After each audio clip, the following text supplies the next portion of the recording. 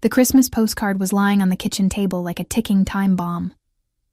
"I can't wait for your delicious Christmas dinner," said the message from my mother-in-law Barbara in her perfect handwriting.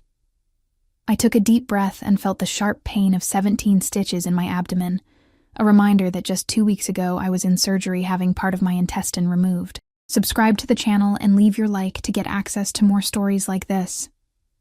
Kevin walked into the kitchen, grabbed his coffee mug, and quickly kissed my forehead. "Mom called last night. She's so excited about Christmas here. She said she's bringing that special wine she saved all year." I swallowed hard. "Kevin, I just had surgery. The doctor said I need to rest for at least 6 weeks. He shrugged as if I were talking about the weather. "You always manage. Remember when you had that terrible flu last year and still made that amazing turkey? Besides, Mom already told everyone." My mind drifted back to that Christmas. 39-degree fever, a sore body, cooking for hours while everyone chatted in the living room. Kevin had said I was just coming down with a cold, and Barbara mentioned that a little kitchen work helps sweat out the fever. I ended up passing out in the bathroom after everyone left. Right then, clutching my mother-in-law's card, I realized this always happened every year. Ever since I married Kevin 7 years ago, I've never been allowed to get sick. When I broke my wrist, Barbara suggested I learn to use my other hand so I wouldn't hold up Easter dinner.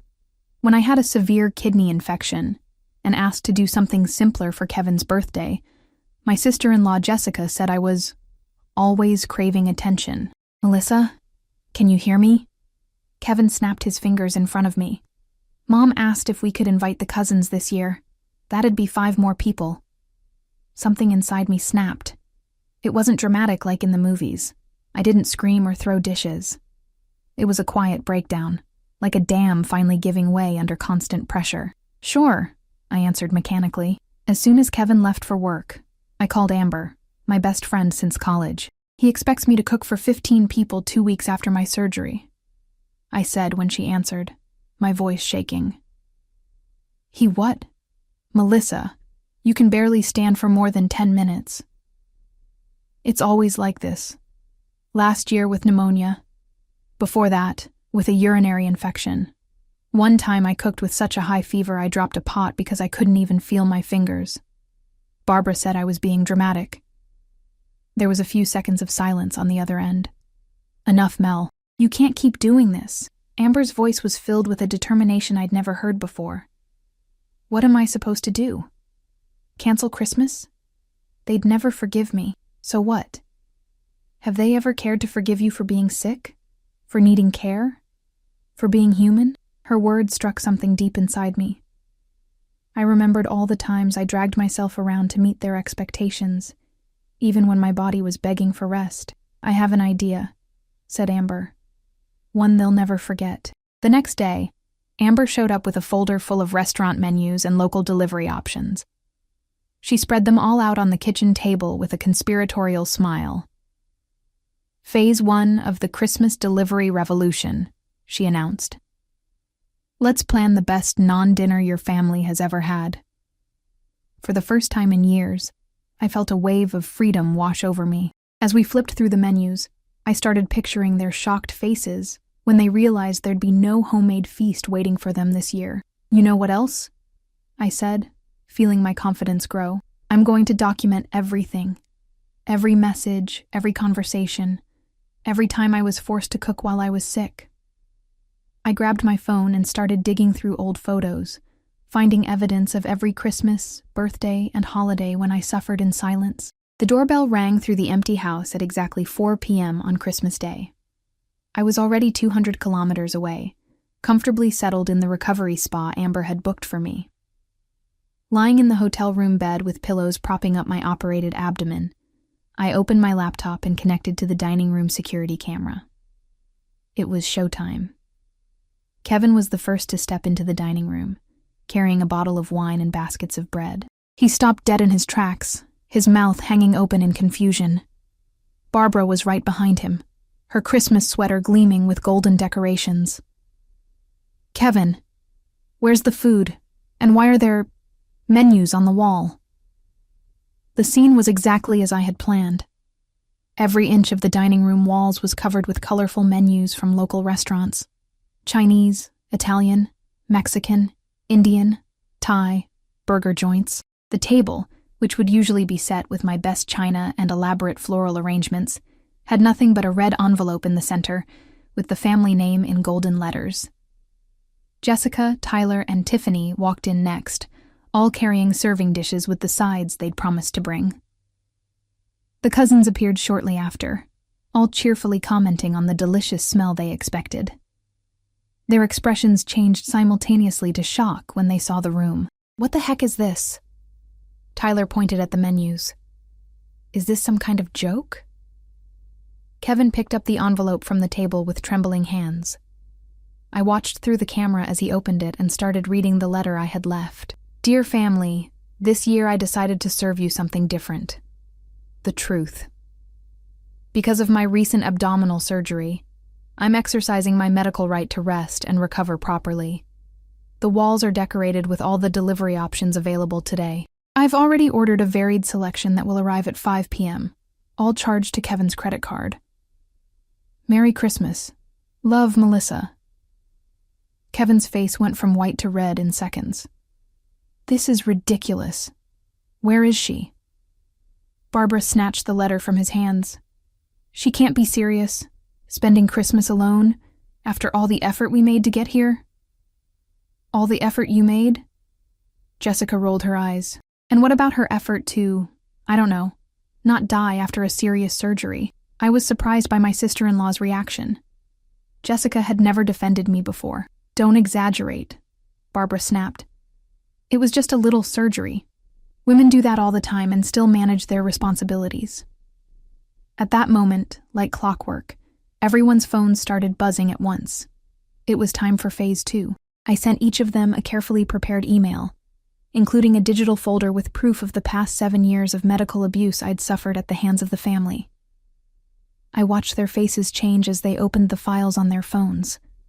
There were photos documenting my current post-surgery recovery, with the stitches still fresh, scanned copies of the doctor's explicit orders for complete rest, recordings of Kevin downplaying my pain over the phone with his mom. She always exaggerates a little. You know how she is. There was also an audio file from last Christmas, when Barbara said loud enough for everyone to hear, "A cold never killed anyone, dear. Besides, the turkey isn't going to cook itself." The photos kept coming. Me cooking with my casted arm. Me sleeping on the bathroom floor after making Kevin's birthday dinner while I had a kidney infection. Tyler's text complaining that the cookies were a bit too dry when I was running a 39°C fever. The collection ended with a document from my doctor detailing the risks of my current post-op condition and the absolute need for rest. "This is emotional manipulation," Barbara yelled, slamming her phone onto the table. "She's trying to make us feel guilty." "Mom," Kevin said in an oddly calm voice, "did all this actually happen?" "Of course not. She's always been fragile, always coming up with excuses." Grandma, Tiffany, the 16-year-old, spoke up for the first time. "I was right there when she passed out in the bathroom last year. Remember, I was the one who found her? She was really sick." An awkward silence settled over the room. For the first time, I saw uncertainty on Barbara's face. The doorbell rang again. This time it was the food delivery. 6 large bags filled with boxes from different restaurants. The delivery guy smiled. He'd already gotten a generous tip through the app. "I think we should eat," Tyler said, surprisingly pragmatic. "The food's gonna get cold." As they unwrapped the food packages, the discussion continued. I saw Kevin try to call me repeatedly, but I had blocked his number. Instead, I sent another scheduled message to the group. "By the way, you're probably wondering where I am. I'm safe, well taken care of, and finally putting my health first. Something I should have done a long time ago. Don't look for me. I'll get in touch when I'm ready. And Kevin, you're getting the divorce papers on Monday." Chaos erupted in the dining room. Kevin spilled his plate. Food went flying all over the floor. Barbara started crying theatrically. The cousins exchanged glances, clearly uncomfortable being present during such an intense family drama. "Divorce?" Kevin seemed genuinely shocked. All because of a Christmas dinner? Jessica surprisingly let out a bitter laugh. You really think it's just about a dinner, Kevin? Didn't you see the proof she just sent? That's not a reason to... For what? For her to be respected? To demand to be treated like a human being instead of your personal servant? Jessica folded her arms. Honestly, I'm impressed she put up with it for so long. I hadn't expected that support from Jessica. Maybe she'd had her own moments of clarity about the family's dysfunctional patterns. This is ridiculous, Barbara said, wiping away tears that probably weren't even there. After everything we did for her, we welcomed her into the family, shared our traditions, and in return, we only asked her to risk her health over and over again, Tyler added sarcastically, surprising everyone with his sudden, sharp insight. The night kept unfolding on my laptop screen. Part of me felt a twinge of guilt for ruining the holiday, but another part, a growing part, felt a powerful relief. Years of submission were finally coming to an end. 3 days later, I found myself in the sleek office of Michael Brennan, one of the top divorce lawyers in town, recommended by Amber. So, he said as he flipped through the evidence I'd compiled, you've got some impressive documentation here. Texts, emails, medical records, witnesses. Usually I have to guide clients on how to gather proof, but you've already done all the work. I learned to document everything over the years, I explained. At first it was just to show the doctors when they wouldn't believe how bad my pain was. Then it became a habit. Michael nodded, understandingly. Medical neglect within a marriage is something I see all too often, unfortunately. Spouses minimizing or completely ignoring their partner's medical needs. I didn't even realize how abnormal it was, I admitted. I thought all wives had to keep functioning no matter what. It's a common pattern in abusive relationships, he said gently, normalizing the abnormal. 2 hours later, I left his office with a clear plan. Michael was going to file for divorce immediately. There was a clause in our prenup that Kevin insisted on including about infidelity, but ironically, it was going to work in my favor. Medical neglect qualifies as a form of marital abandonment according to recent case law. That same afternoon, I received the first of many desperate messages from Kevin. He swung between anger. How could you humiliate us like that? Self-pity. I'm completely devastated. Manipulation. My mom's having heart problems because of the stress you caused. And false promises. I'll change. I swear I'll listen to you more. Barbara also tried to get in touch, first through mutual acquaintances, then by sending a formal letter of apology that, between the lines, still blamed me for being overly sensitive and not communicating my needs properly. Hi, Jessica surprisingly sent a supportive message. I never thought I'd say this, but you're right. This family seriously doesn't have boundaries. I only realized it when I saw all that evidence gathered up. As days turned into weeks, I kept my distance and my determination. Michael proved to be exceptionally efficient, and the divorce process moved quickly. The house was put up for sale, and I moved permanently into a small apartment near Amber's work. My post-surgery recovery went smoothly. For the first time, I was really able to rest and focus on my health without feeling guilty or pressured. It was such a strange, almost disorienting feeling to finally be allowed to put my needs first. The cafe was almost empty that March afternoon, just as I had planned. I purposely chose an off-peak time and a neutral spot for this final meeting. Michael had advised against it, but I felt I needed this closure to really move on. Kevin arrived 5 minutes late, as usual. I noticed he had lost some weight, and his dark circles showed he hadn't been sleeping well. Barbara walked in right behind him, looking older than I remembered. She insisted on joining the meeting, saying that family matters should be settled within the family. I decided not to object. It only confirmed what I already knew about the dynamics between them. Thanks for coming, I said, as they sat down in front of me, keeping my tone neutral and professional. Melissa. Kevin started immediately, leaning over the table. We need to talk about this craziness. It's been 3 months already. Don't you think it's time to go back to normal? I gave a slight smile. Normal. That word which once held me captive now sounded completely empty.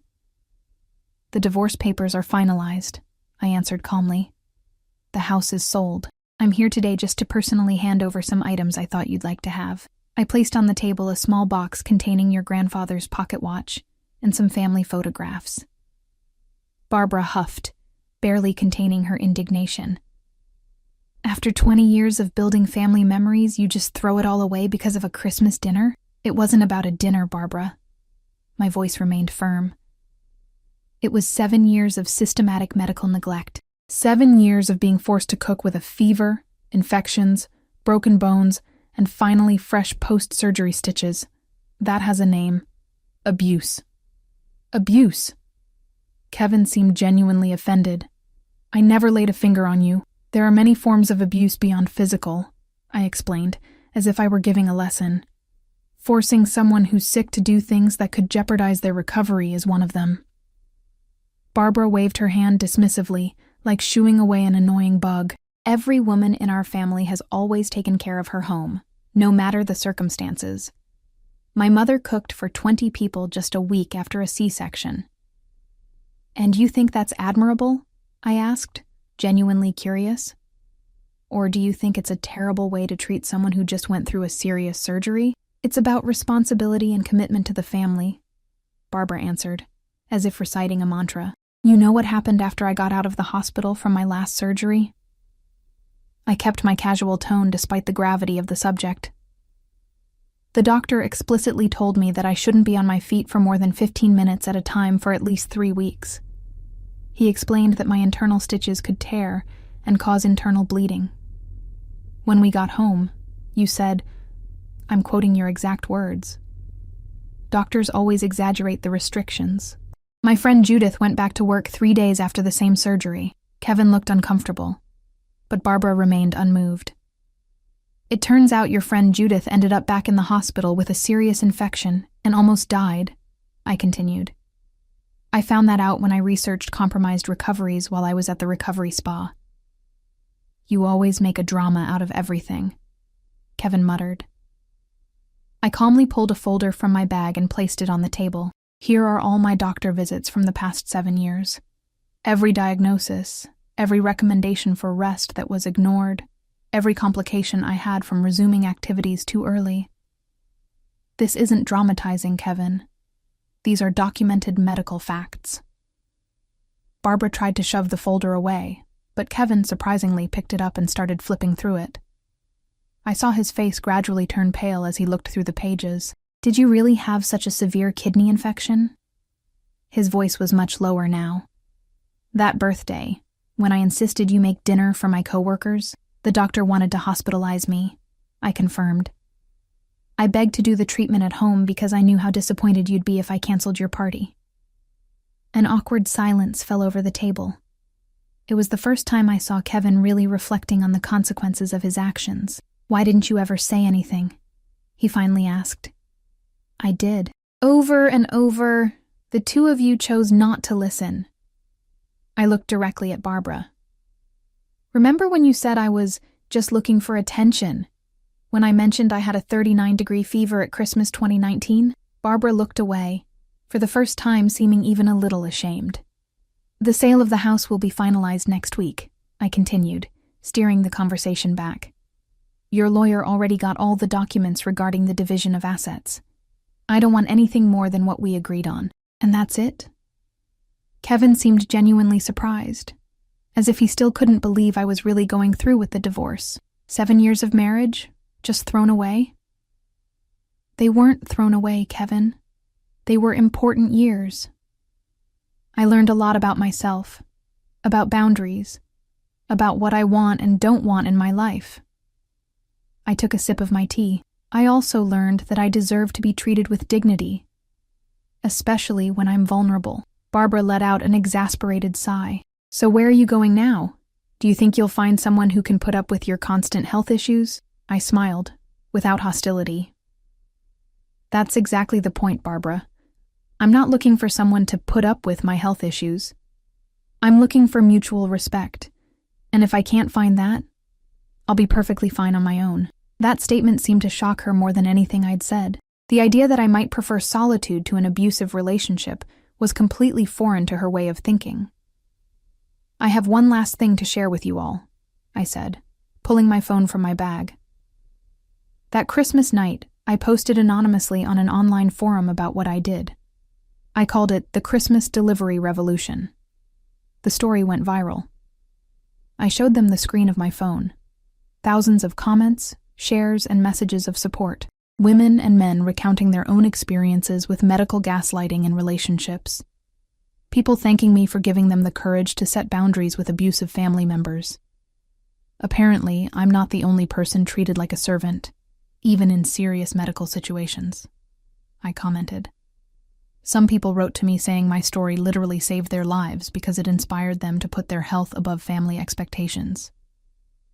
Kevin looked dazed. Barbara maintained a stern expression, but I noticed her hands trembling. For the first time, she seemed to understand that the court of public opinion wasn't on her side. "I didn't do this to humiliate you all," I clarified. "The names and details have been changed. I did it because I realized what I went through wasn't normal or acceptable, and other people needed to hear it too." After a few more minutes of tense conversation, we said our goodbyes. There were no hugs or promises to keep in touch, just a formal goodbye marking the end of an important chapter in my life. As I watched them leave the cafe, I felt a mix of emotions: sadness for what might have been, but mostly relief and a growing sense of freedom. The weight I'd carried for so many years was finally lifted. 6 months later, my life was almost unrecognizable. The money from selling the house allowed me to invest in a small, cozy apartment and take the specialization course I'd always wanted. My health improved significantly. Without the chronic stress, and with enough time to recover, my body finally got a proper chance to heal. Amber and I started a small side project, a blog called Health Boundaries, where we shared information about medical rights and relationships. To my surprise, it grew quickly and eventually turned into a support group with monthly meetings. At one of those meetings, I met Elena, a nurse who'd been through similar experiences with her ex-husband. Our friendship blossomed naturally, built on mutual respect and genuine understanding. "You know your case has become an example in nursing trainings about medical abuse, right?" Elena commented during one of our weekly coffees. "Really?" I asked, surprised. The Christmas Delivery Revolution is used to show how caregivers can spot signs of medical neglect in relationships. You literally changed care protocols. I smiled, feeling a mix of pride and humility. I never imagined that my little rebellion would have that kind of reach. On a rainy December afternoon, almost a year after that fateful Christmas, I received an unexpected message from Jessica. She had separated from Tyler and was rebuilding her life, partly inspired by what I had done. "You shook the foundations of this family in a way no one ever has," she wrote. "Barbara still won't admit any mistakes, but Kevin has started therapy. I think he's finally facing some demons." I was genuinely happy for her. I never wished ill on Kevin. I just wanted him to understand the impact of his actions and the toxic family dynamic that had normalized me cooking even on the brink of death. That Christmas, I hosted a small celebration in my apartment. Elena brought her famous walnut pie, Amber came with wine, and a few members of the support group joined our impromptu table. Nobody cooked anything fancy. We ordered food from a local restaurant and set up a casual buffet. During dinner, I looked around at this diverse group of people, all united by shared experiences and the desire to build healthier relationships. I thought about how completely my life had changed in just 1 year. Subscribe to the channel and leave your like to get access to more stories like this. Amber raised her glass. A toast to Melissa, the delivery revolutionary, who taught us that sometimes setting boundaries is the greatest act of self-love. I smiled as we clinked our glasses. The journey had been hard, but for the first time in many years, I was exactly where I needed to be. Healthy, respected, and truly free.